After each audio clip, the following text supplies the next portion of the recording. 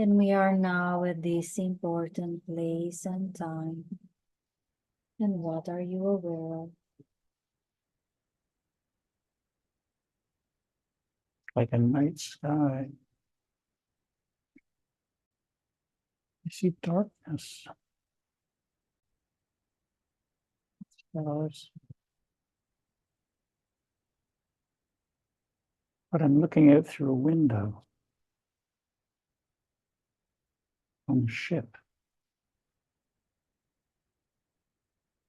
And I can see the backs of other ships in front of me. And I'm in the command section of a ship, a spaceship. We're part of the fleet.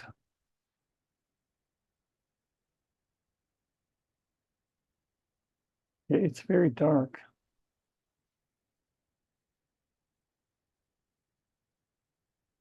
I can see the exhaust on the other ship in front of me. We're traveling through the darkness. I can hear the hum of the ship. There's an overall hum in the ship.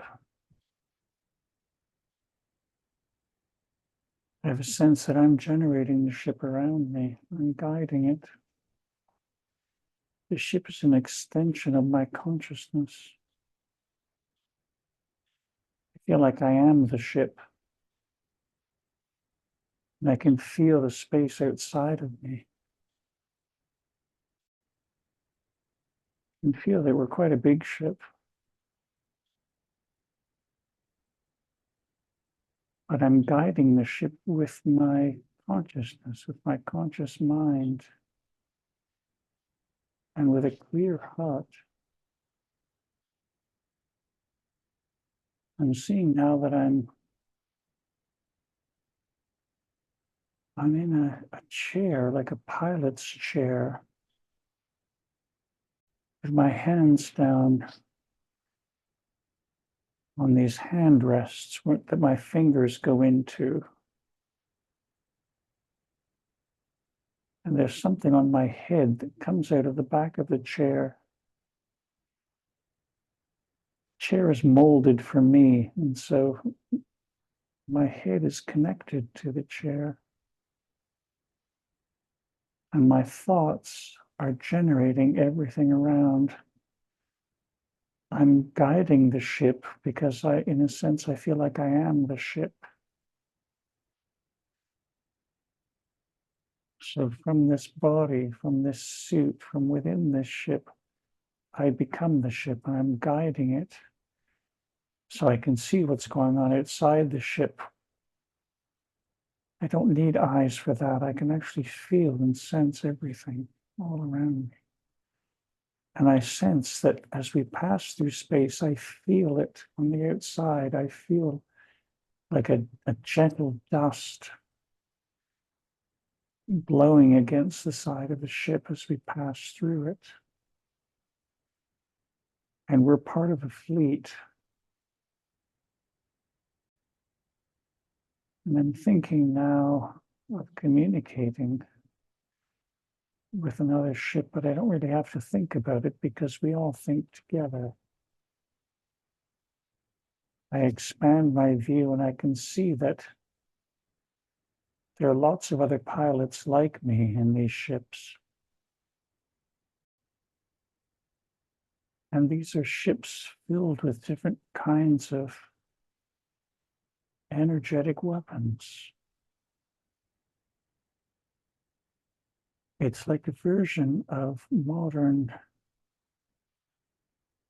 warplanes, except that they're entirely controlled energetically. And we're flying through space. And we're a patrol guarding something. We're patrolling around something. I see the rings of Saturn. And we're a fleet It is guided and associated with the rings of Saturn. There are many, many of us.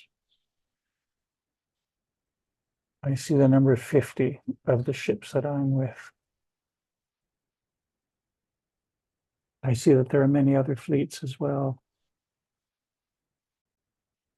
And are you aware what you are patrolling? And the more you are there, the more clear it will be, and you will remember with more ease. Are you aware what you're patrolling? Or why you are patrolling? We're patrolling this system to prevent intrusions into this system. We're part of a galactic alliance that is keeping this little area safe from intrusion. Because there are many attempts to intrude into this area. We're like a protective wing. We see ourselves as a protective wing, monitoring, guarding this very, very remote part of space. We're protecting the experiments on Earth. Why is that? Why do these experiments on Earth need protecting? Because they're constantly under threat.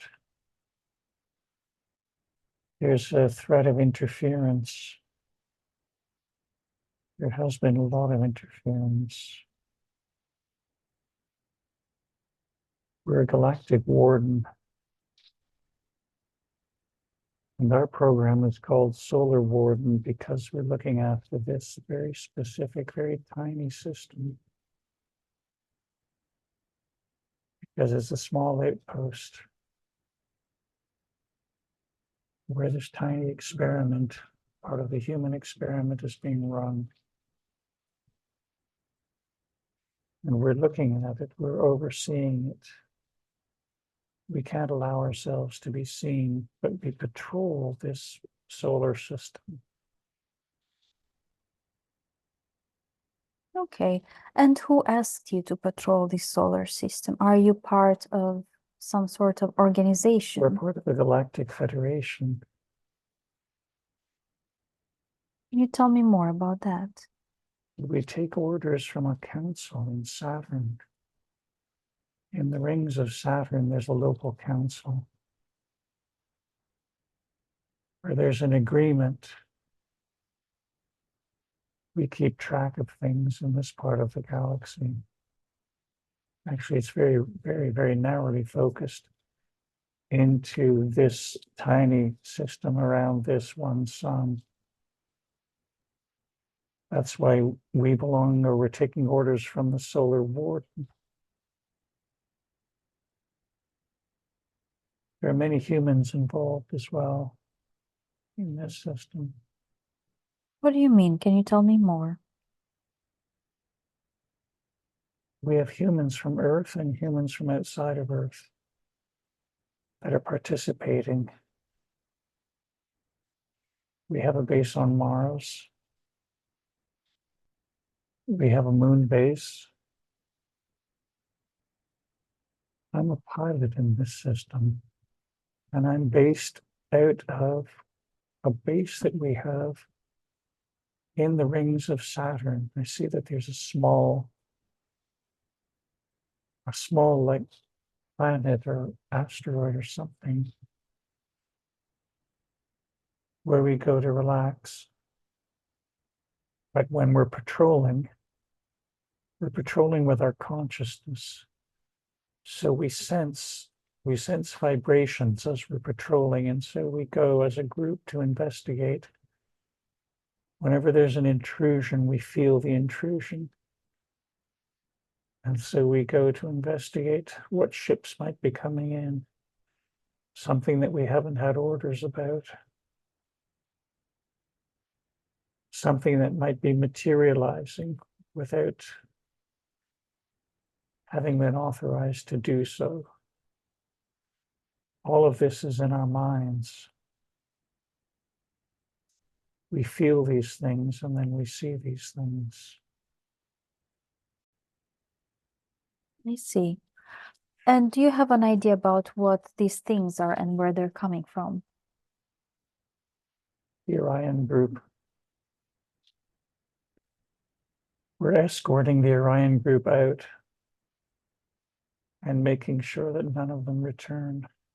And what is the Orion group? Can you clarify for me? It's a group of dark entities that have been interfering with the experiments on Earth.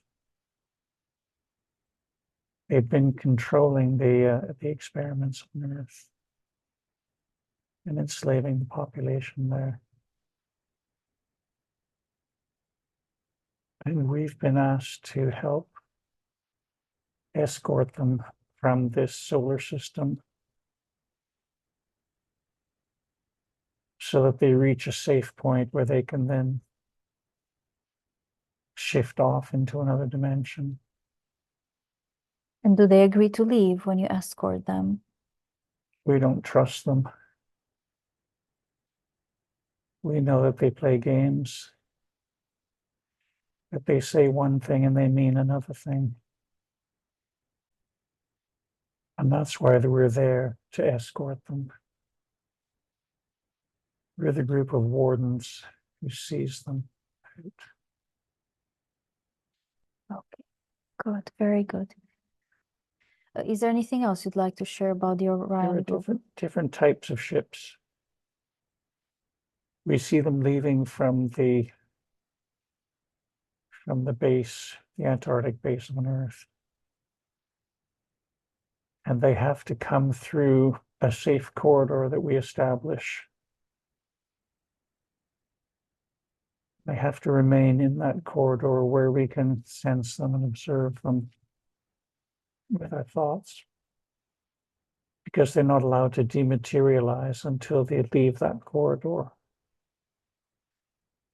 And we have to make sure that they leave, and they're leaving in an orderly manner.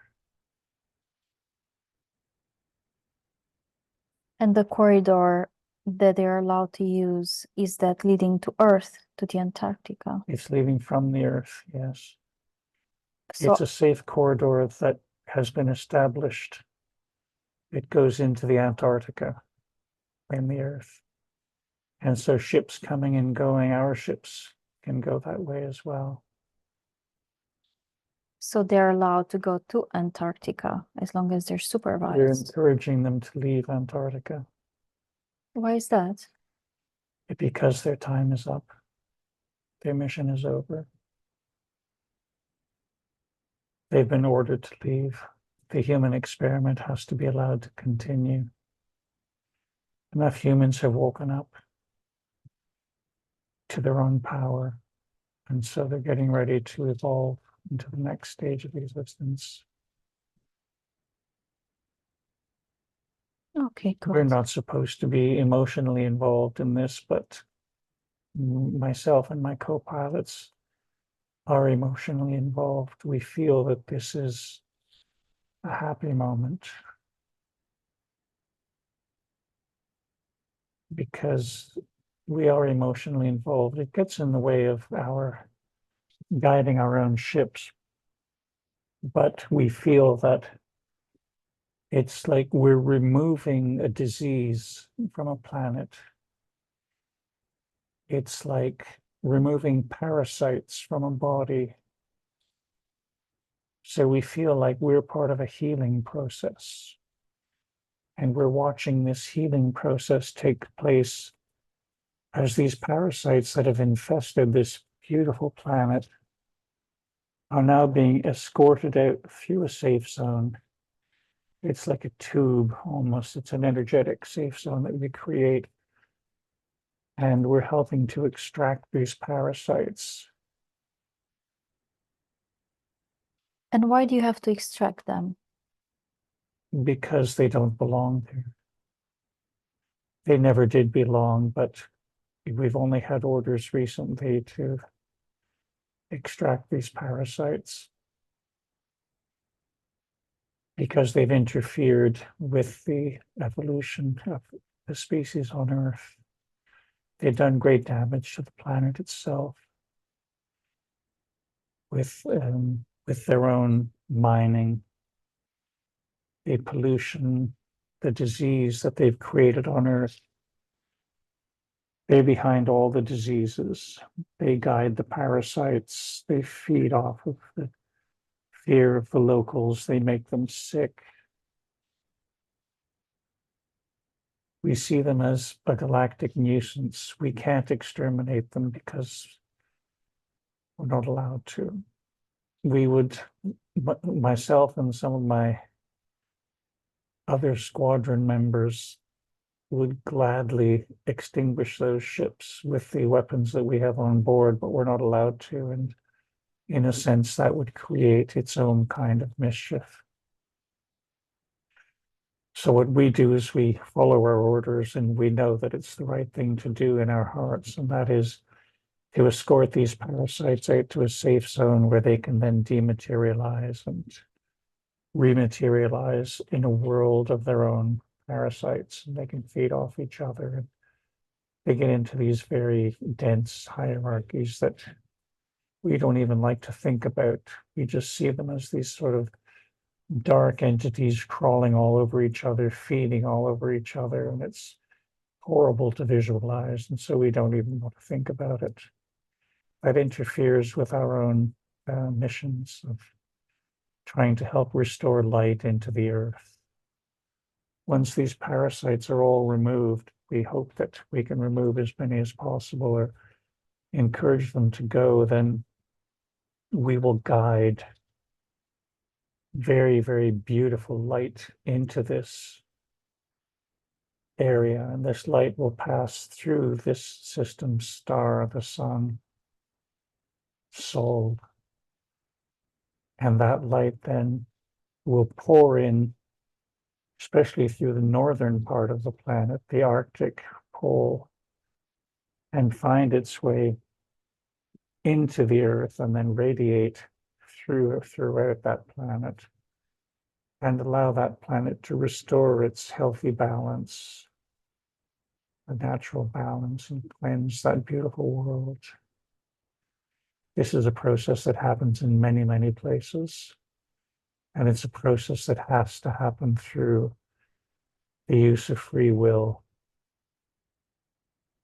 And enough human beings have called on us, on my group, my leaders, to come and help them to restore the balance. They're tired of the darkness and the slavery and the illness, because it is an illness. It's a disease. It's the opposite of ease. And so the planet is healing itself. And it's healing itself because the members who are participating in creating the planet have decided that they've learned enough from the diseased experiences, and they want that disease removed. And so we're helping to remove that disease and then replace that disease with beautiful golden light that's coming through the soul, the sun, the solar system, and pouring in then electromagnetically into the planet. And it's coming in very, very heavily, and it's regenerating life on the planet. It's very beautiful. Very, very beautiful to behold. Sounds very beautiful. And you said that some people on Earth know about you and they invited you to help. What kind of people are those, the ones that know about you? The people who have reconnected with their greater selves, who remember who they are. The people who go beyond fear. The people who realize that they are light, that they are expressions of the divine. They are the ones that are calling forth this regeneration of the Earth, this wiping out of all the disease, all the parasites, all the harmful energetic elements that are being forced to leave. There are still many, many incarnate souls on Earth who don't see this and who have become so used to the darkness on the planet that, in a sense, they don't want the parasites to leave because that's become a norm for them. They've found an inner balance within themselves with this darkness.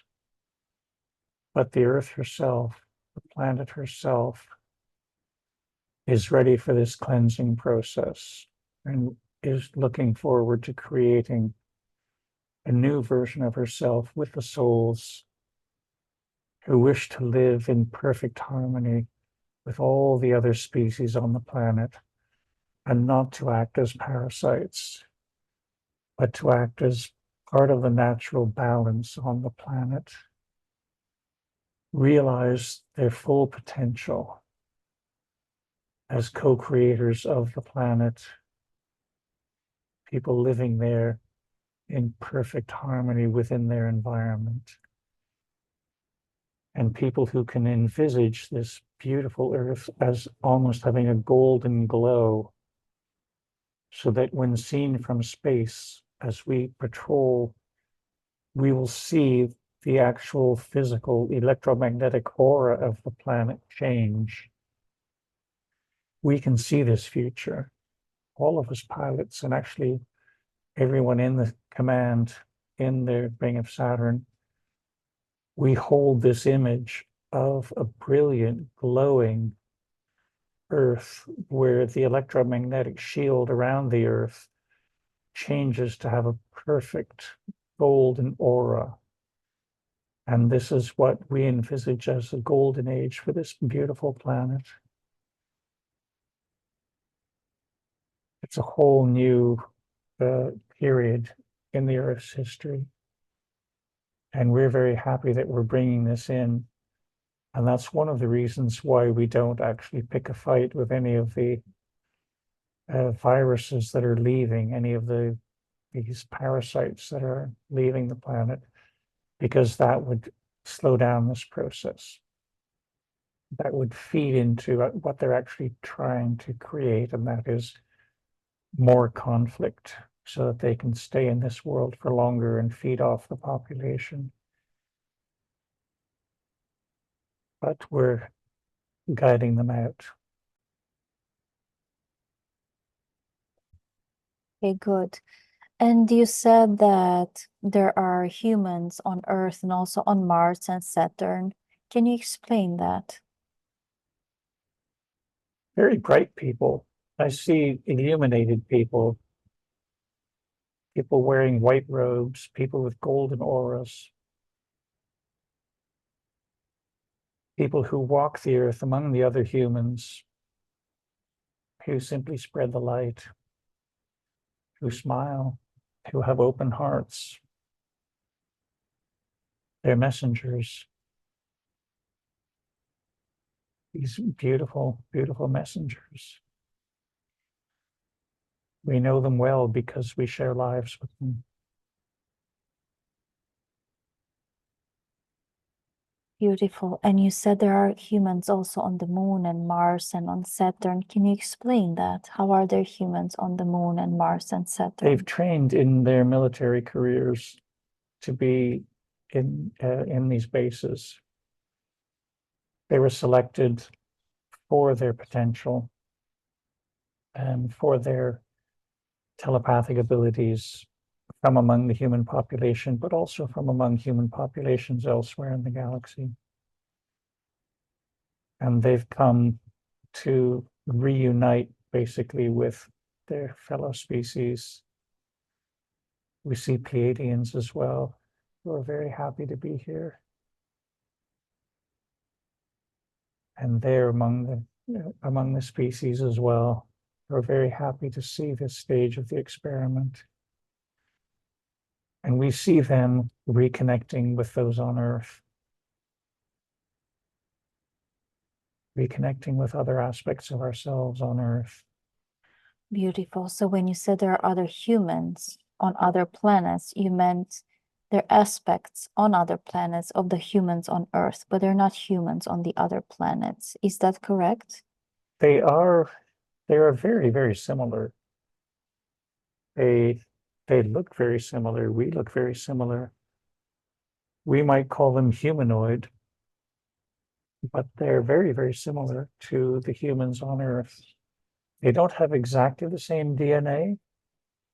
There is that beautiful human experiment on Earth that has this unique mixing, splicing of DNA. And that's why the human experiment was so vital, was so really, really interesting. Everyone in the galaxy has been watching that experiment and watching the humans grow with this highly expanded DNA to create this new species, this entirely new human species, but it's made up of DNA from other humanoid species and also many other types of species in the galaxy. And many of these species are on the bases around watching closely, but also on the ships that are within this system, the Sol system. And people like me, the pilot that is guiding this system, we're extremely excited by this because we have incarnations on this Earth as well. And so we have a very, very deep, empathetic, heart-based relationship with these incarnations on Earth. Could you tell me how does that work when some of you have incarnations on Earth? We're connected at a higher self level.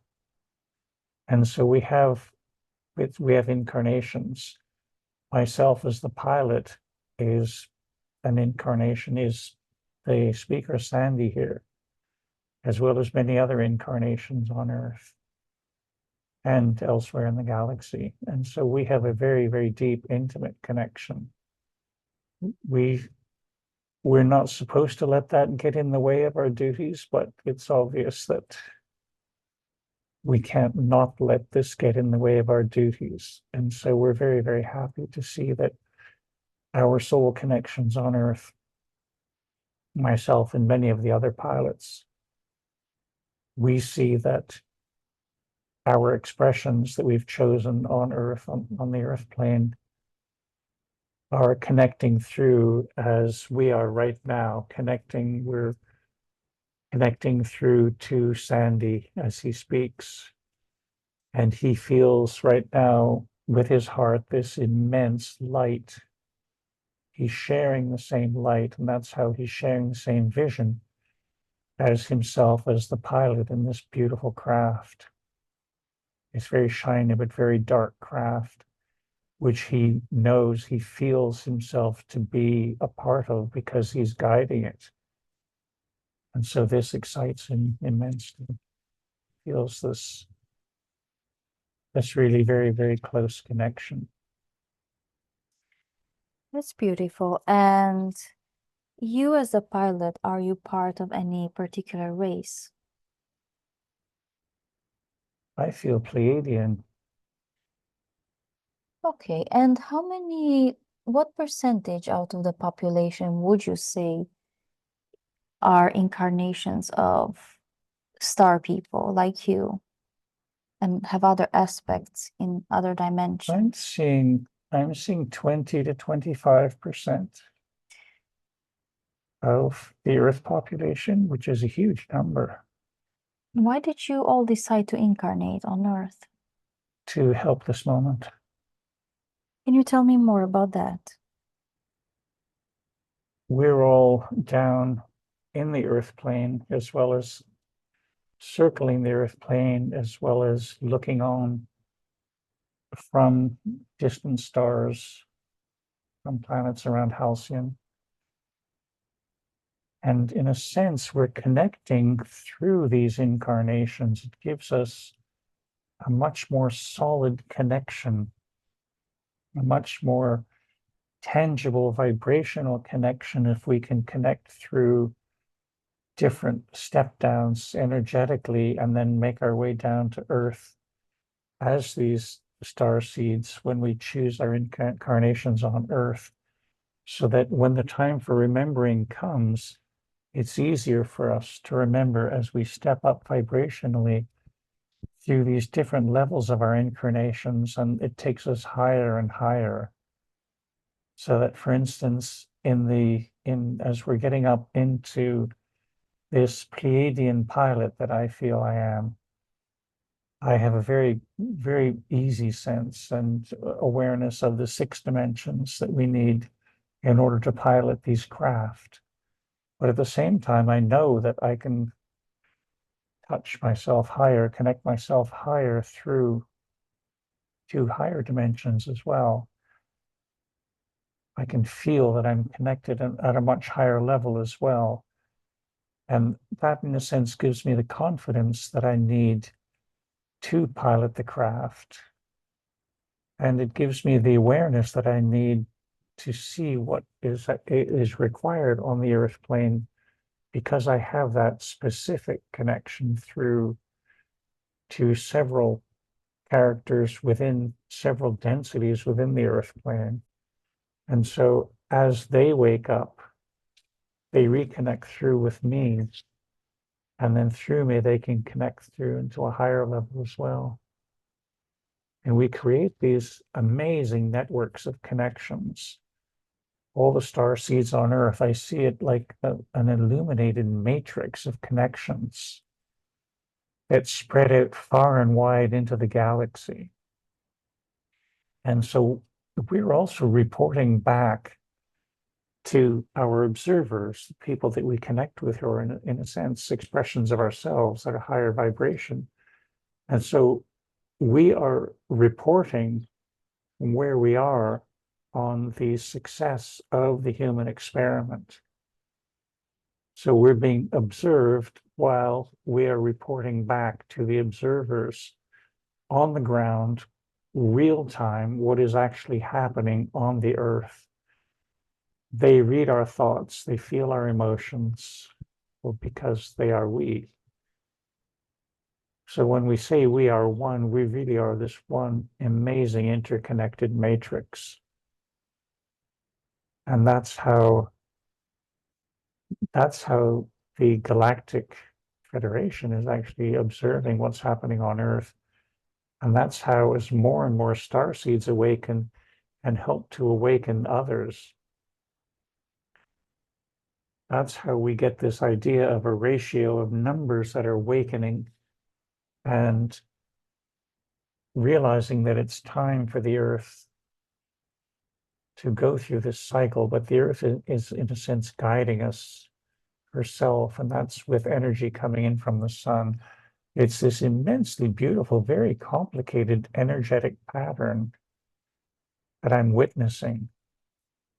I'm trying not to distract myself too much, because I'm meant to be piloting this ship and I'm meant to be focusing on that. But at the same time, I'm aware of just the immense wonder of it all. And just what a huge, huge undertaking all of this is, with these myriad interconnections of interwoven light patterns spreading out in all directions down through into the earth, and then connecting through to all the levels of incarnations within the vibrations within the earth and the earth's histories. And that's just one specific part of who we are. And the more that we connect with the awakening star seeds, the greater the earth resonates in light, and the less welcome the parasites feel. They feel that they really have lost this battle. They're like dead bacteria that are just waiting to be flushed out of the planet. There are still those that are holding tight, and they're the ones that have to be removed a little more forcibly. And what does specifically do the network that all the starseeds cast around the planet? How does it work and what does it do? It's light. It's a connection, it's an interconnection of souls, of hearts weaving together at a soul level. And that creates an illuminated matrix that connects through to the electromagnetic matrix of the planet and helps to control the weather, helps to control the events on the planet. And this is all guided through the sun and through the energies that are pouring in from the sun. It helps by holding the light. As these souls are spread out across the planet, we create this amazing matrix, this beautiful interweaving of heartfelt light. And this is why the awakening souls feel so hopeful. This is why there's such optimism among the starseeds as they awaken.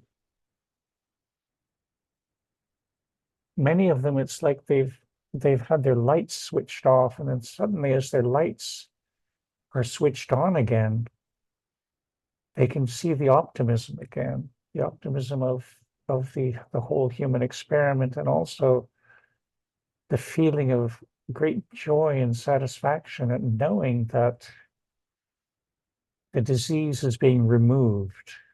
The planet is getting back to a state of joy, of homeostasis. The fairyland, the beautiful, beautiful land where the inhabitants, all the inhabitants on the planet, can see each other's auras, can feel each other's feelings, read each other's minds, and joyfully exchange stories and songs and dance. It's the vision of a beautiful earth, and I'm seeing it from above the earth, from the six-dimensional life of this pilot who feels so grateful to be part of this awakening process. It sounds beautiful. And could you explain how do these souls, these star seeds awakening and the light that's being cast around the planet, how does this impact other souls on the planet? They see it, they can feel it, they see it in others. They inadvertently, everyone senses an aura. Everyone has first impressions of people and they sense the aura. So as the awakened light bearers make their way through the human population sees them and smiles because they can see somebody in their joy, somebody in their bliss, and they feel, I want to be like them. And as soon as they feel that, something within them awakens, and they begin to feel their own light within. And they can then be guided. Again, they have their own free will, but they can then be guided to do whatever these people are doing. And they begin to awaken and remember who they are, and to begin to nourish that light within them and allow that light within them to expand and remove the fear that has kept them in darkness, kept them in uncertainty. And so as the light bearers walk through the earth and intermingle with other humans, riding trains and planes and walking through city streets, walking through hospitals and prisons, these are the places where they can shine their light the best, the places of darkness. And this is where their light has the greatest effect. And so as they walk through these places, they can then radiate this universal light, the light of the Creator, because that's what they're feeling. That's what we are feeling. The light of creation, the light, the feeling of joy.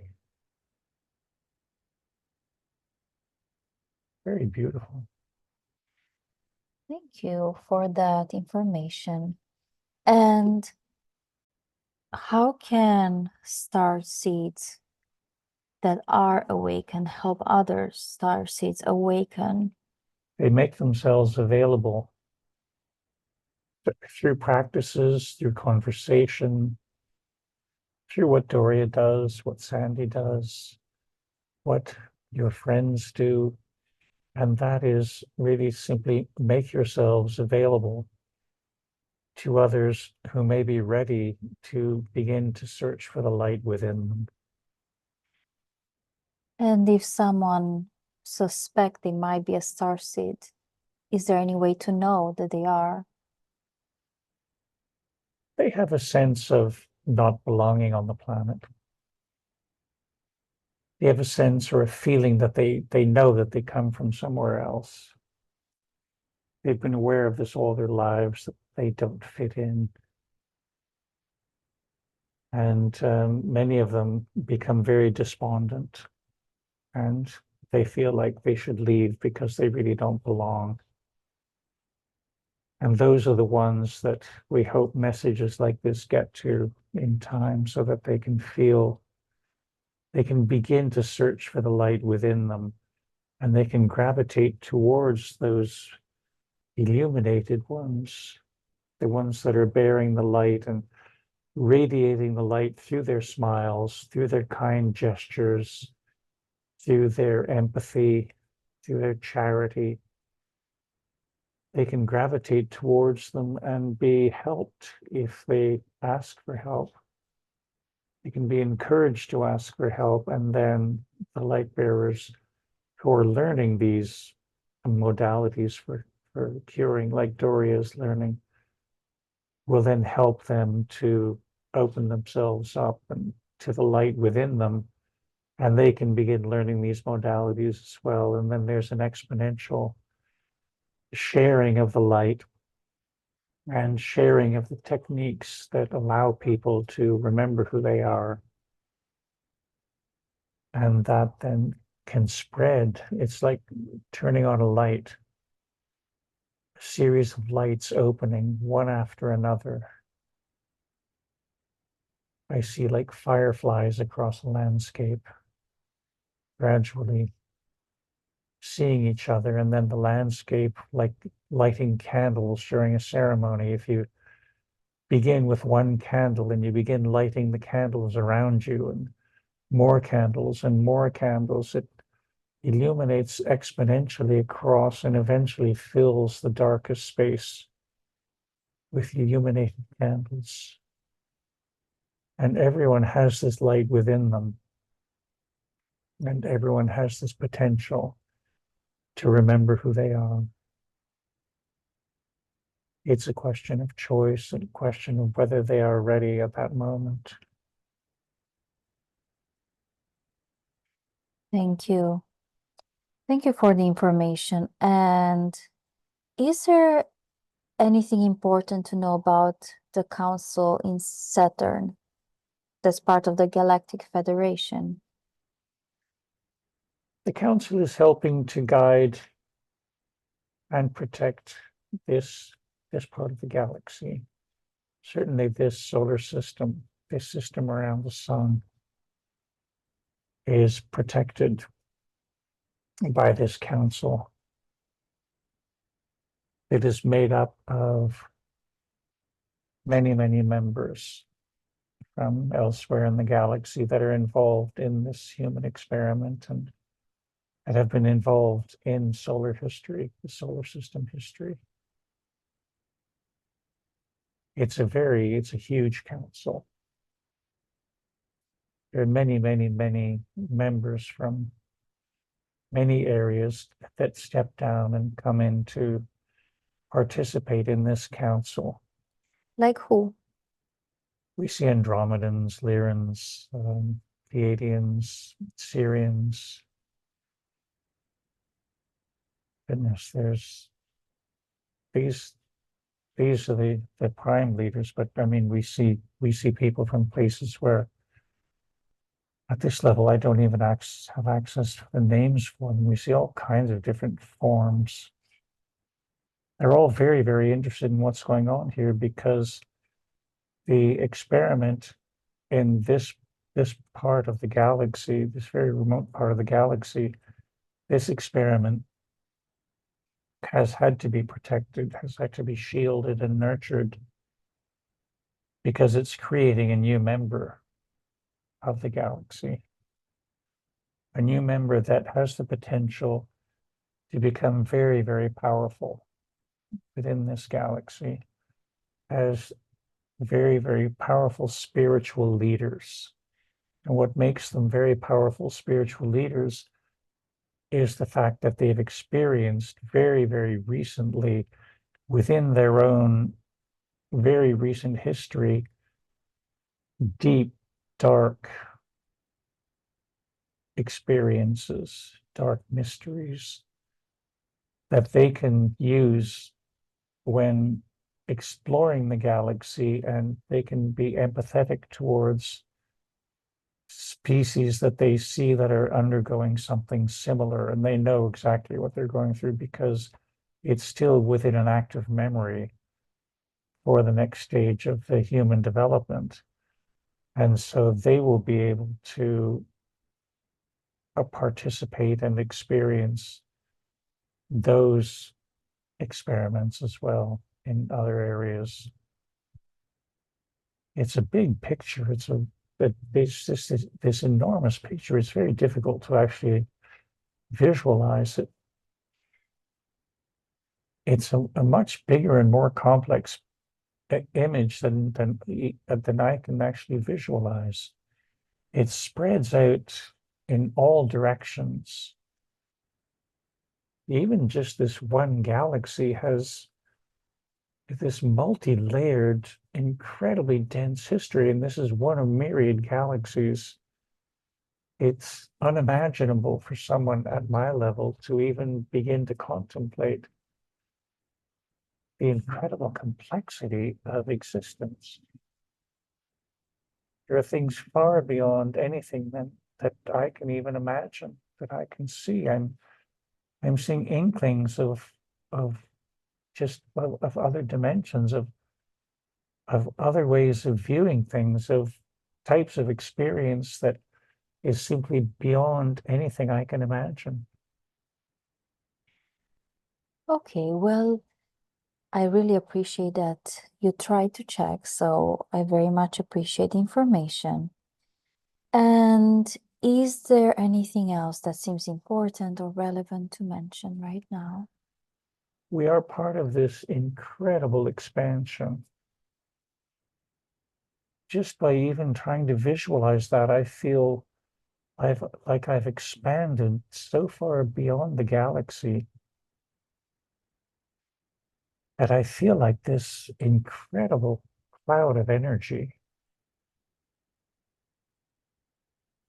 Okay, thank And you. I feel immense and very, very complicated.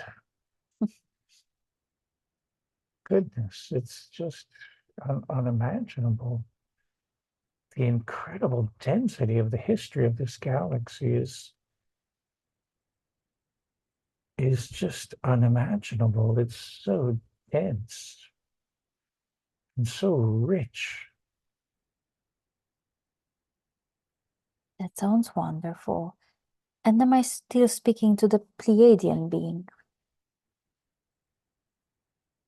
I feel like I've expanded beyond that, and Okay. I'm way beyond that. I'm trying to find my way back.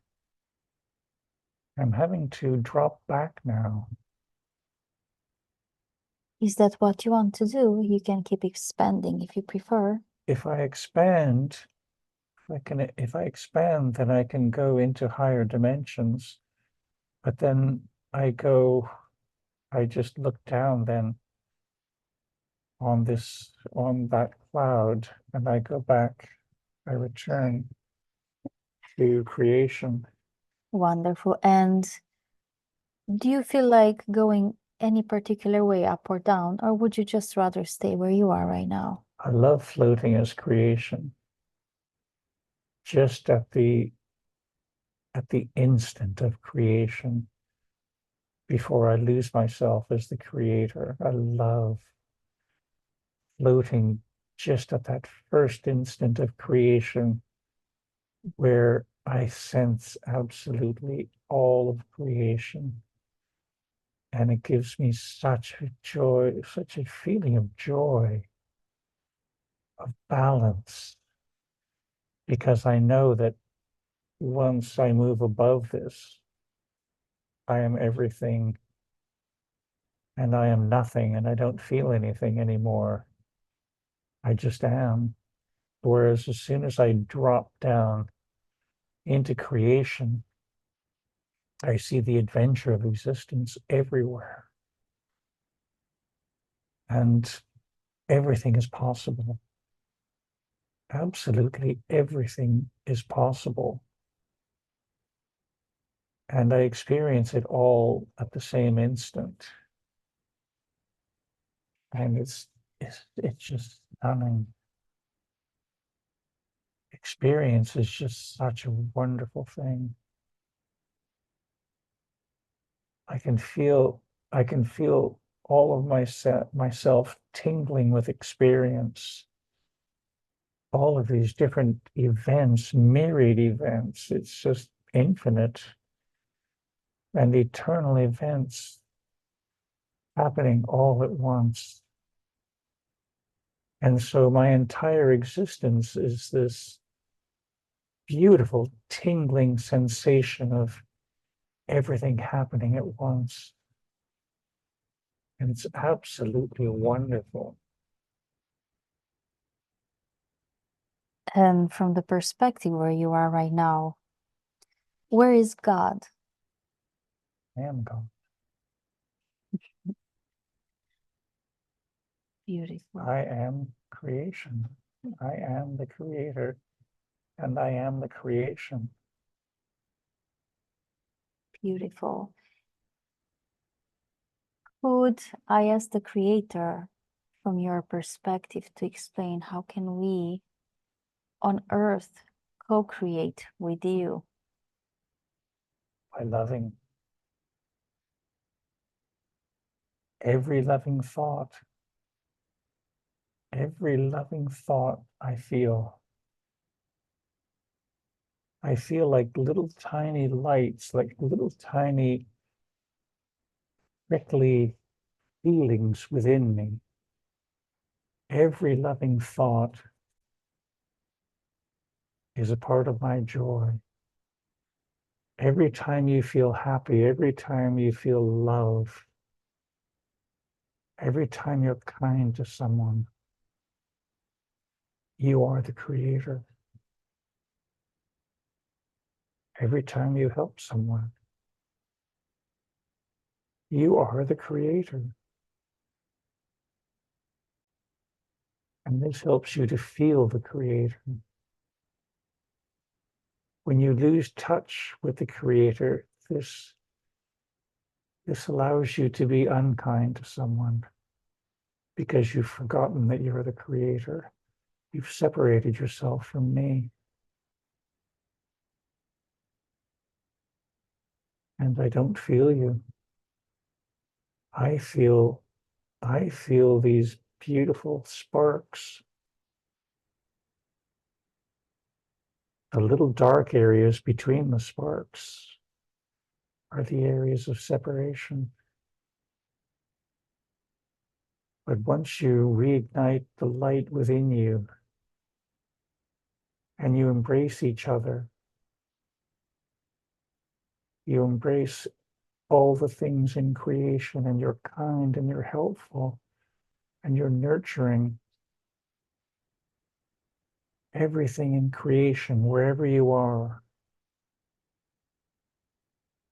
then you are God.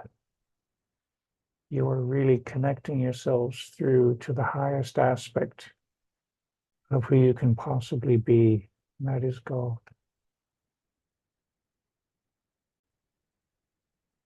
This is what your messengers are giving you. Of course, your messengers are embodying me. And what is a message that you think Love. it's important for Love's the humanity? message. Love has always been the message. This feeling that you feel in your heart when you love something or someone unconditionally, you don't even think about it, because thinking involves the mind.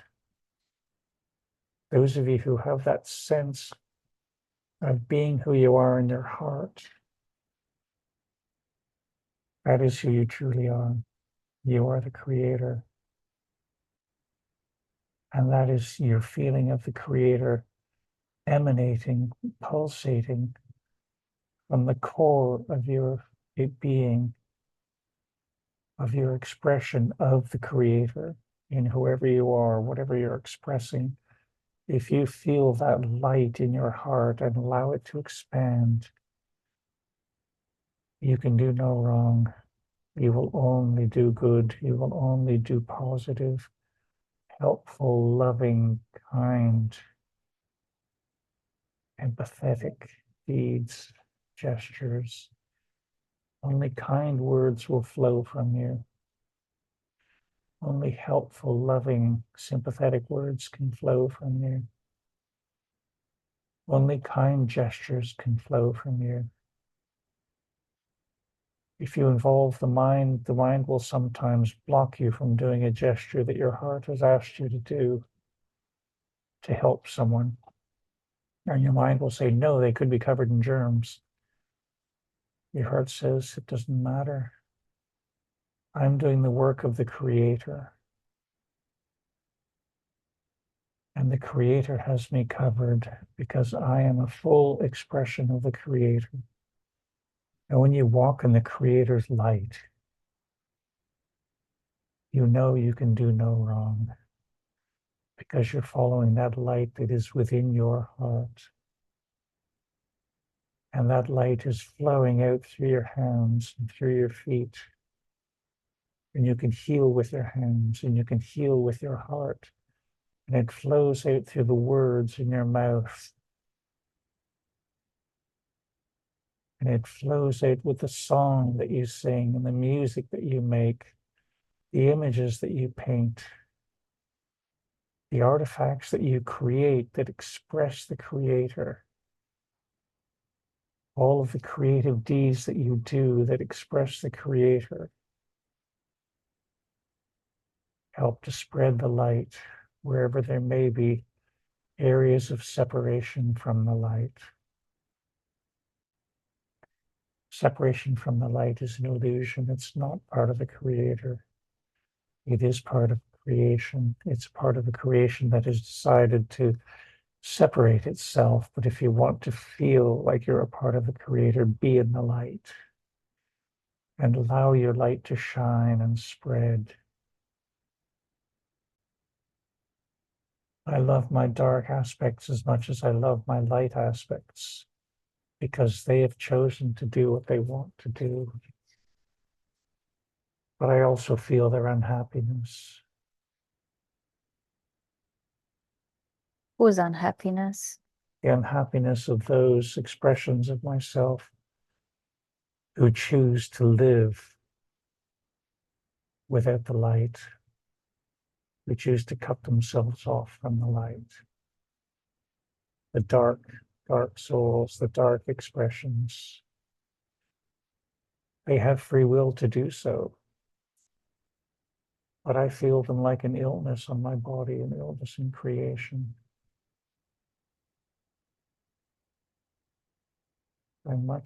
I feel much more connected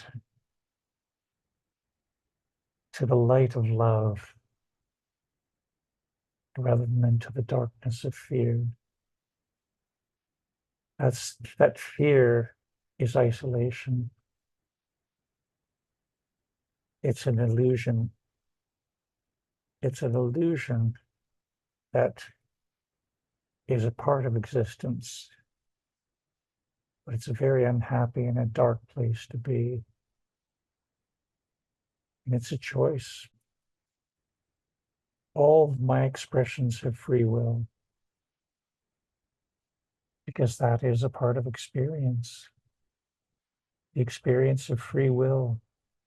I direct nothing. I tell no expression what to do. I allow them to guide themselves through their own hearts.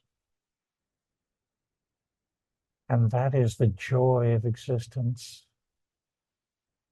The joy of creation is that you can express yourself however you wish.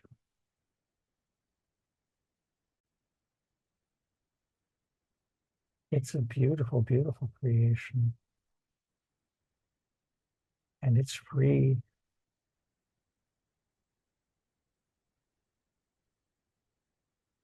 Free to love,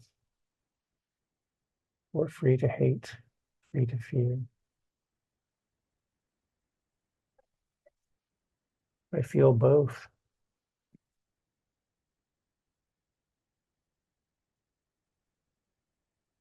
And who is the I that feels both right now? The Creator. The Creator. Thank you. Those who separate themselves from the Creator in the illusion of separation are unhappy. They will never be happy. Those who choose to connect themselves through loving and through light will always be happy when they fully embrace the light of love.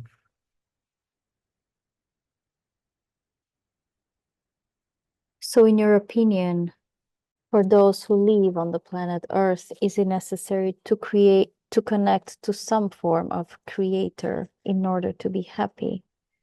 To some form of awareness? Is it necessary? In order to be happy, they have to connect to the light. They will never be happy connected to darkness. They will never be happy living the illusion of fear, living the illusion of material wealth.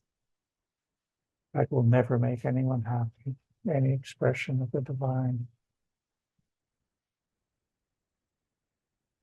When I say my children, I mean the expressions of creation who are there in creation are all expressions of the divine.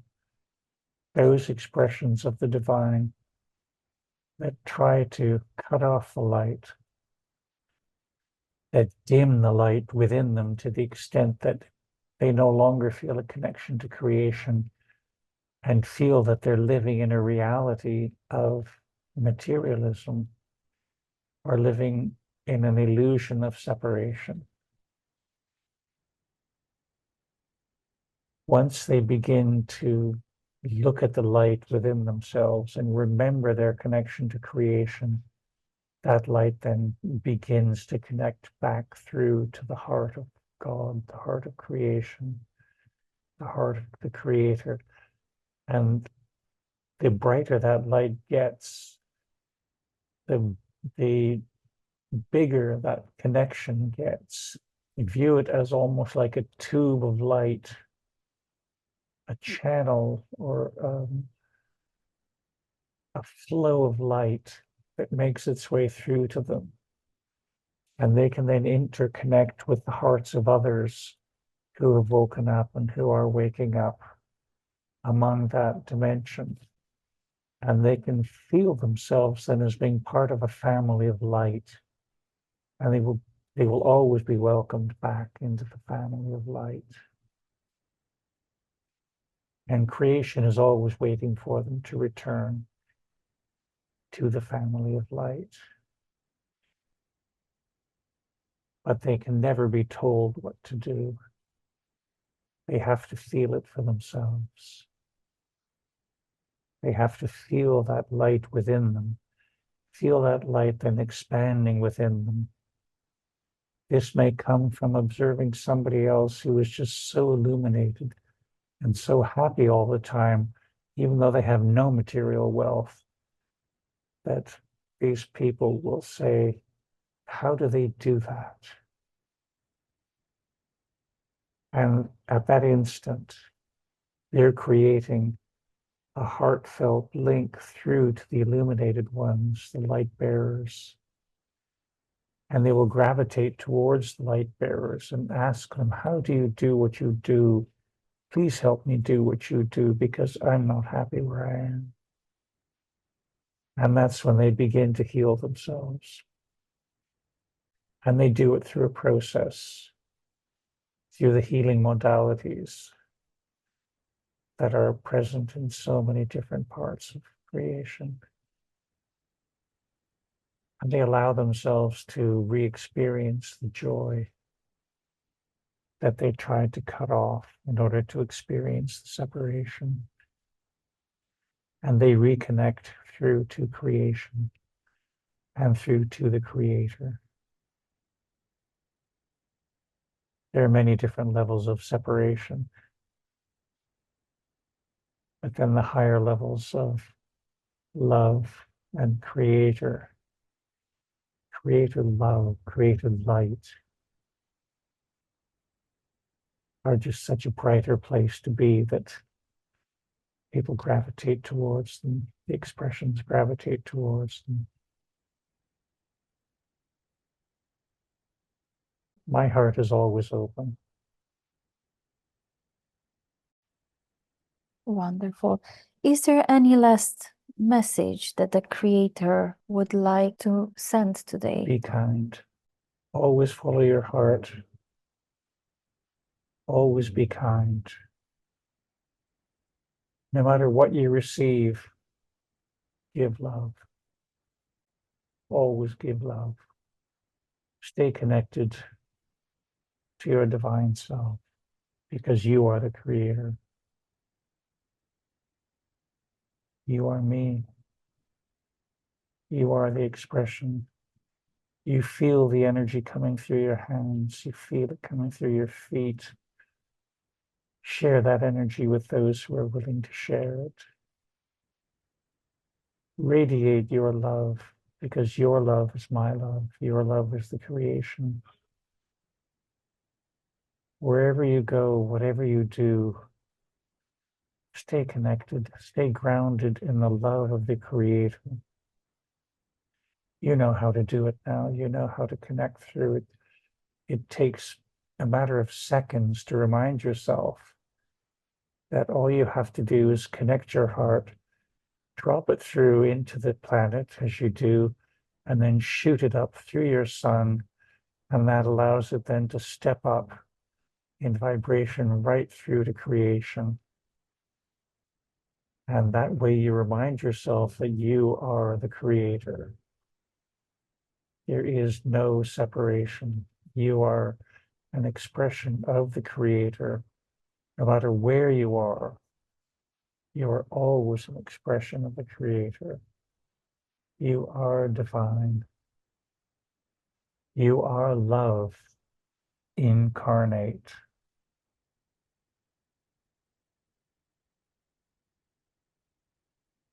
And that's as good as it gets.